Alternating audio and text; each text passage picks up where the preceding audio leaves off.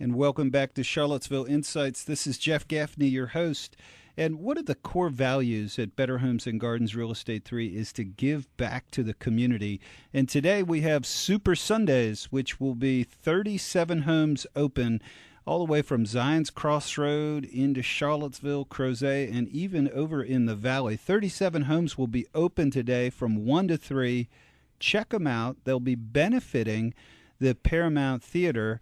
And we have on the program with us today Kevin O'Halloran, who's the development director at the Paramount Theatre. Kevin, thanks for being on the show. Jeff, thank you so much for having me. Also, I want to start with what our agent, Marina Ringstrom of Better Homes and Gardens Real Estate 3, is doing with this home in Glenmore that will benefit directly the Paramount Theatre. Can you give us a little update and insight into that? Yeah, sure. Well, Marina's been great, and so is Real Estate 3, in donating time and services to help us sell a house that was given to us.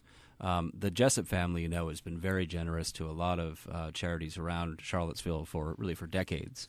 They were instrumental in helping restore the Paramount back in 2007. And Suzanne Jessup Brooks has been on the board of the Paramount for a number of years, as was her mother, Mary Helen Jessup. Last year, Mrs. Jessup, Mary Helen, made a very generous gift to the Paramount of her former house in Glenmore. And Marina and Real Estate 3 are helping us to sell the house, and we're really grateful for all that you're doing. I love the home. If any of our listeners are particularly looking for one-level living, which is kind of hard to find today, one-level living on a golf course home site in Glenmore. Yeah. And what's the price? What are we asking for it? Yeah, so we're asking $540,000 right now, which is a great deal for a golf course site in Glenmore. It's a beautiful house. It is all on one level, but it also has an English basement. A large room, which will be terrific for kids, for kind of a play area. Also a full bedroom and bath downstairs as well. So it's a very attractive house, and I think even bigger on the inside than it appears from the street. So come on out to Glenmore and see Marina Ringstrom and see the home that will benefit the Paramount Theatre today. And the other thing I'll mention about this particular home, just to go a little bit deeper, is it was built by one of the great builders in this town. Suzanne Grove, I believe, was the builder on this one, and she was just an incredible builder in this area. And every home that she built, she just put her heart and soul into. Yeah, and when you walk into this home, you can sense that. Yeah, you can tell. There's a lot of light, a lot of space, vaulted ceilings, I think a really attractive layout. There's a beautiful screen porch that looks over the golf course, and I think it's just a really lovely spot. And I do, again, want to mention Marina Ringstrom's website is mycharlottesvillehome.com.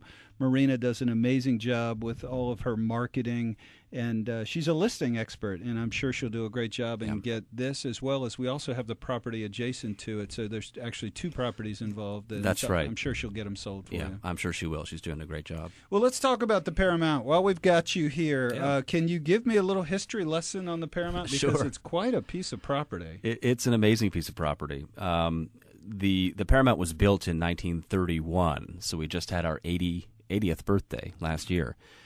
Built as a movie palace. In the old days, back in the 20s and 30s, Paramount Pictures, which still exists today, had a real estate branch of its business. So they made movies out in California, and then they built these movie palaces really as their retail distribution centers all over the country. So there are Paramount theaters all over the U.S.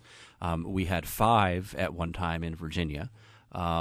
And we're the only one left now here in Charlottesville. Charlottesville was lucky to get a Paramount, and one that was so elaborate, given the small market that we are now, and we were certainly back in 1931. A lot of these movie palaces were built in larger cities.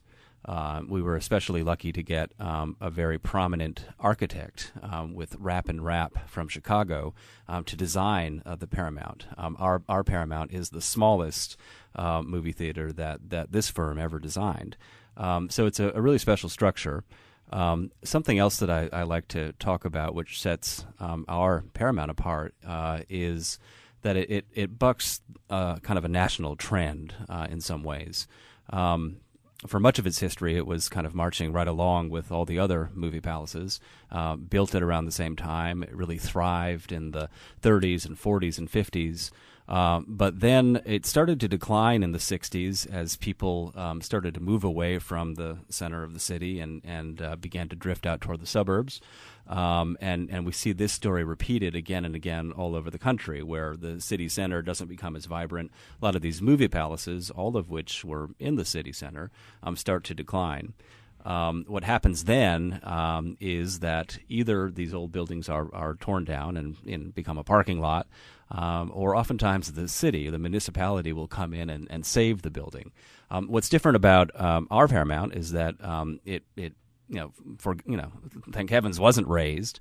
It almost was. It wasn't the city that came in to save it. It was a group of local citizens who came together and formed a nonprofit and saved it and ultimately restored it.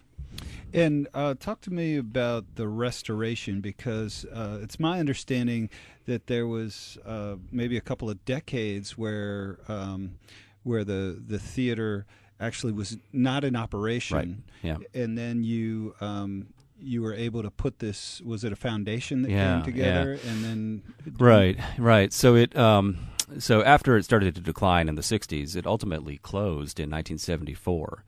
There was a fire in what is now the Central Place building.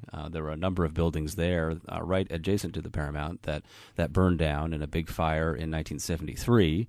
The Paramount was damaged, but it wasn't destroyed.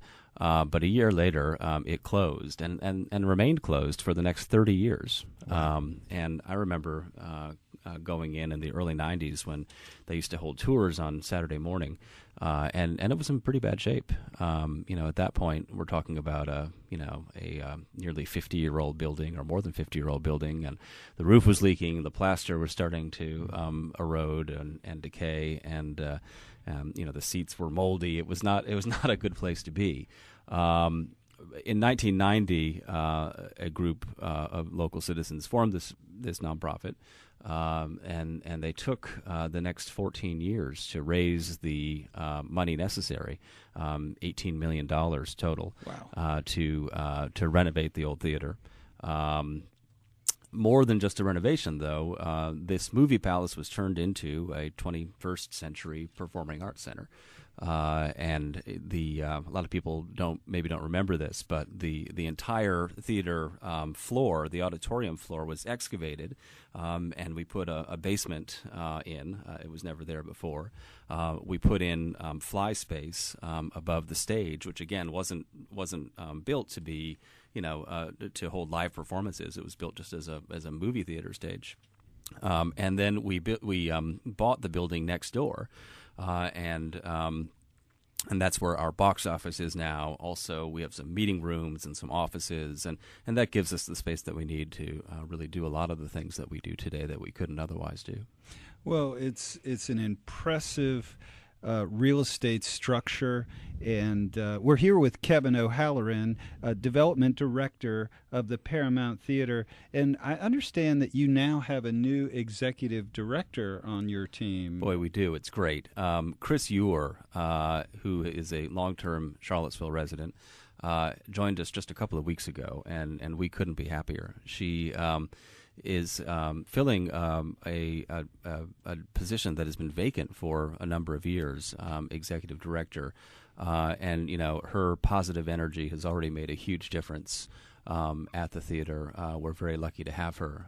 Chris was for many years the executive director of recording for the blind and dyslexic, and did just a terrific job in growing that organization.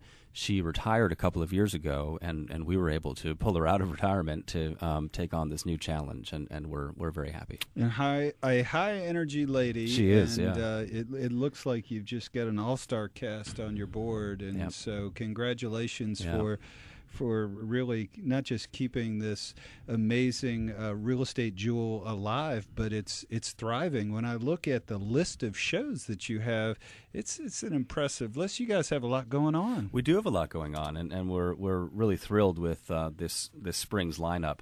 You know, there's really something for everybody, whether you like country music or classical music or comedy. We have children's programming. You know, we have classic movies. I really encourage everybody to go to our website and look at a lot of the things that are coming up. We're going to be right back with Kevin O'Halloran from the Paramount Theatre, and we're going to take some more real estate questions when we come back. Don't go away. More Charlottesville Insights.